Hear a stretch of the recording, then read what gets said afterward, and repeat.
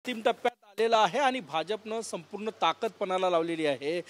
भाजपचे प्रत्येक विधानसभेतील आमदार टार्गेट घेऊन रोज प्रचार करत आहे। माझ्यासोबत हिंगणघाट विधानसभेचे आमदार समीर कुणावर आहे भाजपचे।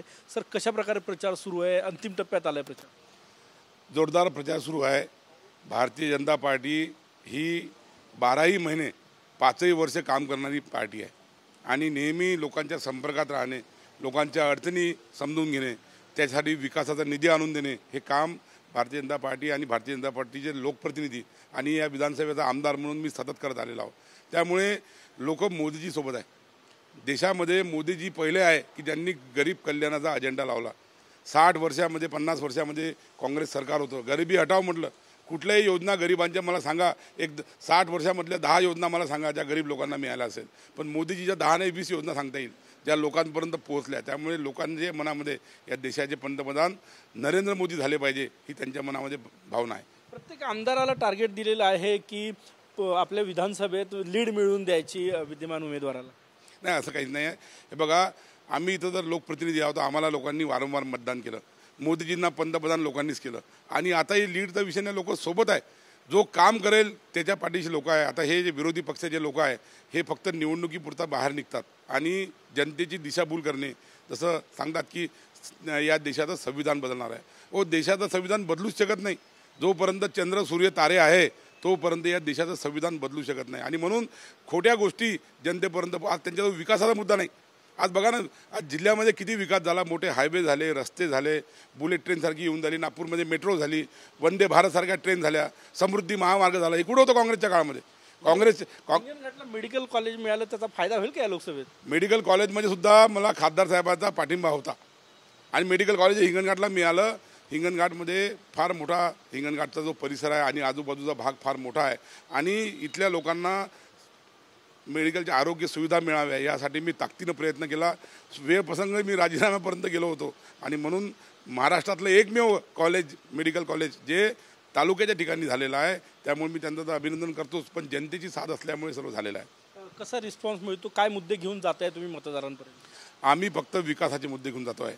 ज्या विकास आम्ही मोदीजीच्या काळात झाला आहे, ज्या योजना लोकांपर्यंत पोहोचत आहे त्या योजना लोकांपर्यंत घेऊन जात आहोत आणि या योजनेमुळे लोकांना जे अनेक लाभार्थी गावागावामध्ये आहेत त्यांना योजना मिळालेल्या आहे। ज्यांना मिळाल्या नसेल त्यांच्यासाठी आम्ही पुन्हा प्रयत्न करून त्यांना सुद्धा मिळवून देणार। शरद पवार, उद्धव ठाकरे तुमच्या हिंगणघाटात आहेत, काय फायदा काय आहे? ज्या शरद पवार साहेबाचं जेव्हा सरकार होतं महाराष्ट्रामध्ये 2.5 वर्ष, त्यावेळेला शेतकऱ्यांना साधी लाईन दिली नाही हो। सर्व शेतकऱ्यांना सांगितलं का चालूचं बिल भरा, नंतर आम्ही तुमची डीपी तयार करतो आणि त्या डीपीवर 40 कनेक्शन असेल तर 40 कनेक्शनकडून 5-5 हजार रुपये भरल्याशिवाय लाईन दिली नाही। आणि आता हे सरकार गेलं आणि आता शिंदे फडणवीस साहेबांचं सरकार आलं। या 1.5 वर्षामध्ये शेतकऱ्यांना विचारा, 1 रुपयासुद्धा शेतकऱ्याकडून इलेक्ट्रिकचा बिलाचा घेतला नाही आणि दिवसा लाईन दिलेली आहे। हा फरक आहे। घरून ऑनलाईन चालवलं सरकार उद्धवसाहेब ठाकरेंनी आणि मुंबईला गेलो तर मी आमदार आहे, मुंबईला त्यांना भेटण्यासाठी मी किती प्रयत्न केले, मग आम्हाला मुख्यमंत्री भेटले नाही। असंही काम यांनी 2.5 वर्ष चालवलेलं आहे आणि ठाकरेंनी बिलकुल त्याच्यामध्ये शरद पवार साहेब होते ना सरकारमध्ये, काय दिलं त्यांनी आम्हाला? सर्व विदर्भातले प्रकल्प थांबवले।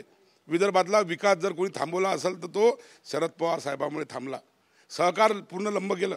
आमची सर्वात महत्त्वाची गोष्ट म्हणजे शेतकऱ्याची कॉपरेटिव्ह बँक। ही कॉपरेटिव्ह बँक लाखो लोकांचे लाखो रुपये आहे। शेतकरी रडतात, आजही लोक माझ्याकडे येतात। 20 वर्षापूर्वीचे 3-3 लाख रुपये बँकेमध्ये लोकांचे अजूनही आहे। 2-2 लाख 3-3 लाख रुपये कॉपरेटिव्ह बँक कोणी लुटली? कॉपरेटिव्ह बँक लुटली कोणी? कारखाना कोणी बंद केला? सूतगिरण्या कशा बंद झाल्या? हे पवार साहेबांनी आधी उत्तर दिलं पाहिजे। यासाठी याला जबाबदार कोण आहे? त्यावेळेला पवार साहेब होते राज्यामध्ये, त्यांनी का नाही दुरुस्त करून दिलं? हे आमचा खरा प्रश्न जनतेचा आहे। आज मुख्यमंत्री एकनाथ शिंदे यांनी गौप्यस्फोट केला की देवेंद्र फडणवीस, आशिष शेलार, महाजन यांना अटक करून उद्धव ठाकरे भाजप फोडण्याच्याच तयारीत होते। सर्व खोट्या गोष्टी आहे। आता निवडणूक आले म्हणून काही वल्गना सुरू आहे, तोल सुटलेला आहे। एकनाथ शिंदे म्हटले की भाजप पक्ष उद्धव ठाकरे फोडण्याचा प्रयत्न करत होते। त्याबद्दल मला त्याच्याबद्दल काही माहिती नाही, मी ते स्टेटमेंट बघितलेलं नाही। पण जे उद्धवसाहेब ठाकरे काल जे टीव्हीमध्ये मी बघितलं, जे पातळी सोडून बोलत आहे, याचा अर्थ असा आहे की यांच्या पायाखालची वाळू सरकलेली आहे, त्याच्यामुळे यांना असे वक्तव्य सुचत आहे। धन्यवाद। कॅमेरामॅन सचिन सायांसह गजानन माटे, TV9 मराठी, हिंगणघाट, वर्धा।